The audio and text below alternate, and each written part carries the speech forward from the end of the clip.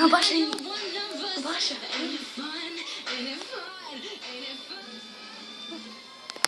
Fui mudo. Vamos ver se ele vai. Agora não vai sair mais dali, não? Não. Ah, meu Deus. Tudo desarrepiou.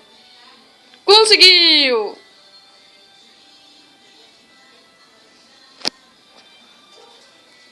Tenta pegar ele pra ver se ele põe ele no chão de novo. Ah, agora ele descobriu. Nossa. Esse passarinho é chique, né? Ele sabe onde que tá agora. Ele sabe. Ele fez uma vez, né? Tá indo. A escala de uma calopsita. Ah, o Silvio. Filho de uma mãe. Ih! Mas, olha, tá se matando. Olha o jeito. É. Meu Deus. Vai entrar, não. Não é nada. Essa Nossa. é boa. Olha. Tá cansado? Ai. Ai, que burro. Ele tá tentando um jeito. Oh, coitado. Cadê sua gaiola? Coloca no YouTube isso aqui. Vai pra gaiola. Tem que pagar pra pôr. Não é não? Vai pra gaiola.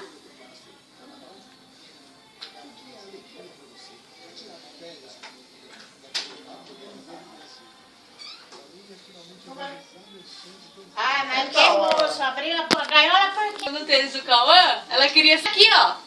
É que agora A gaiola, Topé. ele faz tão bonitinho. Vai. A gaiola. Vamos.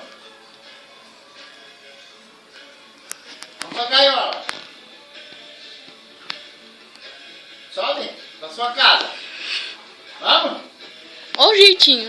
Vamos. Não é, ó. A gaiola. Ele fica desesperado, porque ele tá doidinho pra subir. Cadê ele? Topete. Tá no tênis? Topete. Não, tá não. Tá nos fios. Se vai todo mundo ver, vai ser só em Belo Horizonte. Ele tá mordendo o negócio lá. Como fala? Granizo. Não, pior. Que hora da Põe a gaiola madrugada? no chão. Ele vira, ele sabe? Não, o jornal vai ser de madrugada. Ah, então vou ficar acordado. Vai acontecer isso logo que o sol nasce. Aí, tá subindo.